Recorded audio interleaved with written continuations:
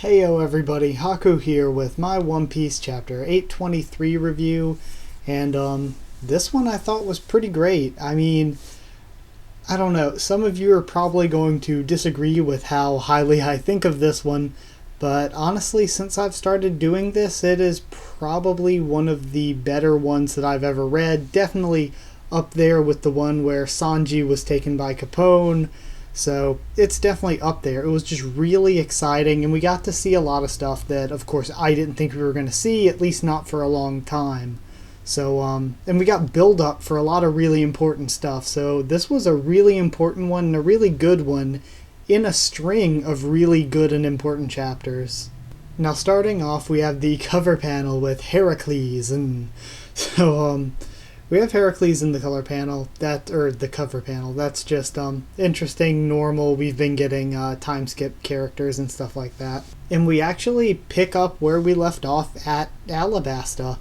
And we've got Koza and the old man waving off the royal family of Alabasta, who is being escorted to the Reverie by Rear Admiral Hina. She has been promoted to Rear Admiral, and her crew, which would include Django and Full Body, of course. And during all this, there's a really awesome, I really like the panel of Vivi and the crow's nest. I thought that one looked really, really good.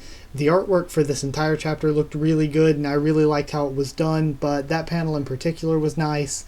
And, of course, Pell is traveling with them, so they're completely safe. The man can tank a nuke. He can do anything. Pell's the strongest character that we've seen. I mean, he can take a nuke. And interestingly enough, Cobra is sick, and he's wheelchair ridden. And that was something that we're just now finding out. And he says he might not even have that much time left. But the Reverie, he does want to find something out. He wants to find out about the Poneglyphs and about the Nefertari clan. So it's really interesting that he wants to find out about that stuff. Maybe we'll learn more about it, but I don't think it'll be so easy as they just get to the Reverie and we learn about all this stuff. And honestly, in there, I'm having trouble, like that last comment from Vivi, I'm really having trouble seeing that as anything other than just hinting at or foreshadowing at her being Pirate Queen. But, of course, that could just be some Oda trolling, so we've yet to see. But it seemed really, really out of the ordinary. Definitely seemed like it was something thrown out there on purpose for us. We also find out that now Stelly, who was Sabo's adopted brother, stepbrother, Stelly is now the king of Goa. And the way he speaks and stuff, it would seem that he is still an ass. So the Goa kingdom is still probably all kinds of corrupt. But Stelly's wife, though, pretty good looking. But other than that, and the one guy at the hotel had a really weird face or beard. I don't know, he was drawn really weirdly. But yeah, they were at Logtown on their way to Reverie. Now we actually get to see some new characters just briefly, like a panel each, and some of them look so freaking awesome. Like the one dude that kind of everybody's saying he looked like Hitler. I personally think the guy with like the clock mustache and goatee looked really cool. I thought the guy on the far top right of that one page, the sort of Eskimo old man with the bushy mustache looking guy, I'm interested to see what that guy is like too. And I thought it was really interesting, the guy at the very end where all we saw of him was just a cigar. Honestly, I'm not going to say it was Crocodile, but wouldn't it be pretty intense if Crocodile just showed up to the Reverie, having taken over some kingdom in the New World? That would be pretty interesting, especially since we're getting the Alabasta characters back there. Because there was one panel, we saw faces of everybody else, and then there was one panel of just a cigar. And we know that Crocodile smokes cigars, so that's my theory. I'm going to say it now. I think I'm going to be the first person to call that. I think that was Crocodile. I think Crocodile has taken over a kingdom in the New World, and that he's going to be at the Reverie, like there, and it's going to be an interesting dynamic when the Nefertari family, the heads of Alabasta, get there and see him. Also, Kano Kingdom, we got to see that, and it looked freaking awesome. It looked like it had sort of a um, dynasty era. I don't even know if that's the proper term at all, and I doubt it is. But it looked like sort of an old Chinese looking theme, and I really liked that. So we find out that Don Chenjiao and Sai, or Don Sai, I guess, haven't gotten back there yet. So I still think they're going to be at the Reverie, though. They might get there and then go. Or maybe the guy that we saw will go in their place to the Reverie, something like that. But I did think it looked really awesome. We also get Wapol, and he has a new kingdom, and he's still evil and wants to take down the Sakura Kingdom. And of course, from the Sakura Kingdom, we see that Dalton will be going, and that Kureha will be going with Dalton as his ship's doctor. Also, getting sucked back to Dressrosa, we see Viola's going, and it seems like Rebecca will be going with her as well. Same with Riku, and possibly, me personally, I'm saying possibly Mancherry as well. 50-50 on that. I think Mancherry could go to Reverie with Viola, though. Or Viola. And, oh yeah, also we got to see Prudence. We saw Elisabello on the Den Den Mushi with Riku. I freaking love Elisabello. He is quickly becoming one of my favorite characters. Just seeing him in the anime and then seeing him again here in the manga this chapter. I just really like Elisabello. I think he's kind of funny. I like his attitude, the way he goes about things. So, yeah, and his castle was hilarious where it's just him flexing. That was really cool. What else? After that, we get a full page spread, I think, of what is it? What's her name? Shirahoshi. And of course, Shirahoshi's annoying family is going with her. Sorry, but I really did not like the three. I didn't like her three brothers. I thought they were all really annoying, and their designs kind of sucked. And I thought that King Neptune was a really inept king. So yeah, other than Shirahoshi, I do not like the Neptune family very much.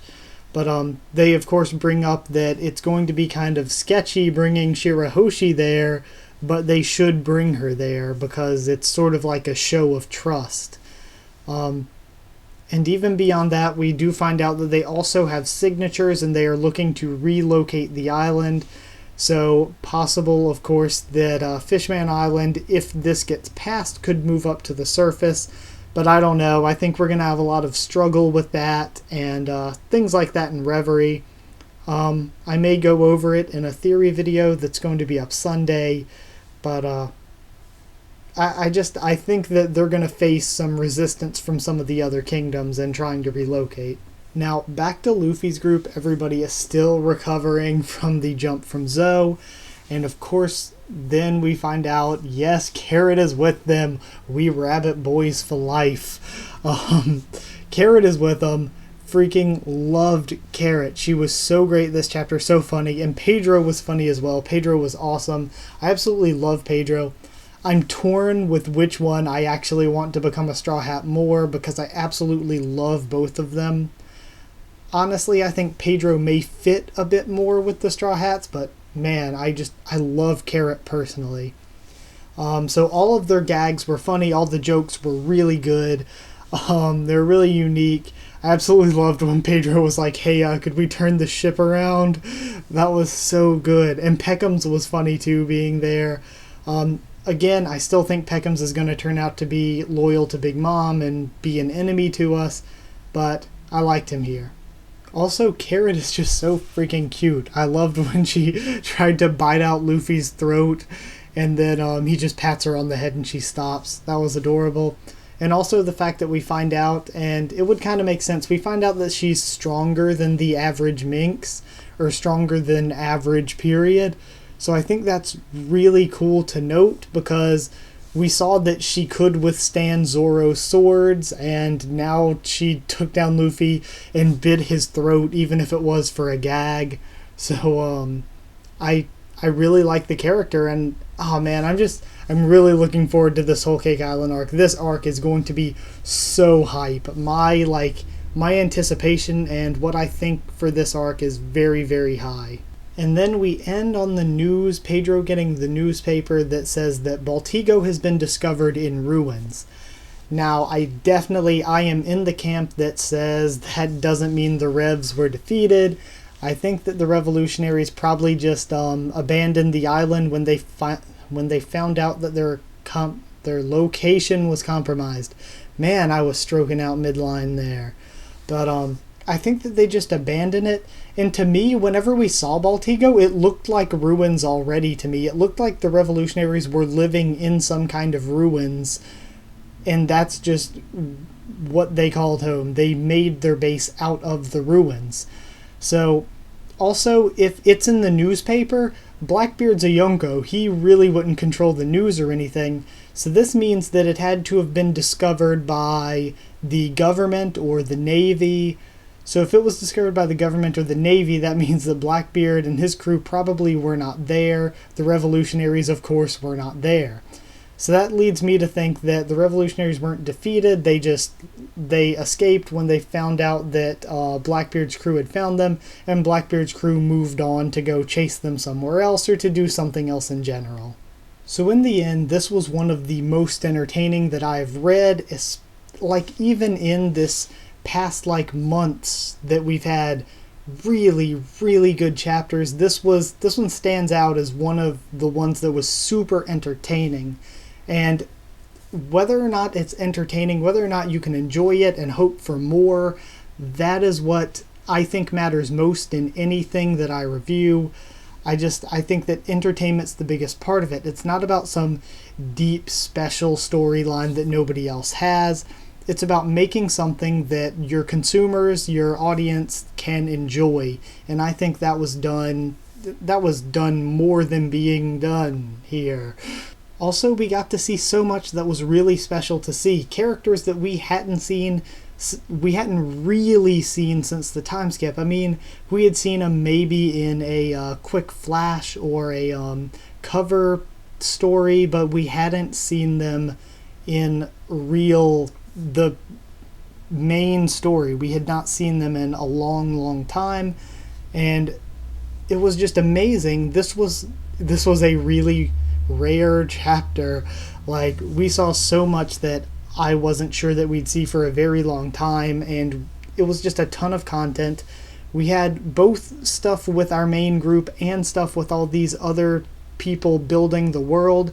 We had a lot of build-up, but also a lot of payoff in this. So to me, it was just funny, it was exciting, and it really made me want more One Piece. It was definitely up there with the chapter where Sanji went away with Capone, as one of the better ones that I've read in a long time, even among these amazing ones.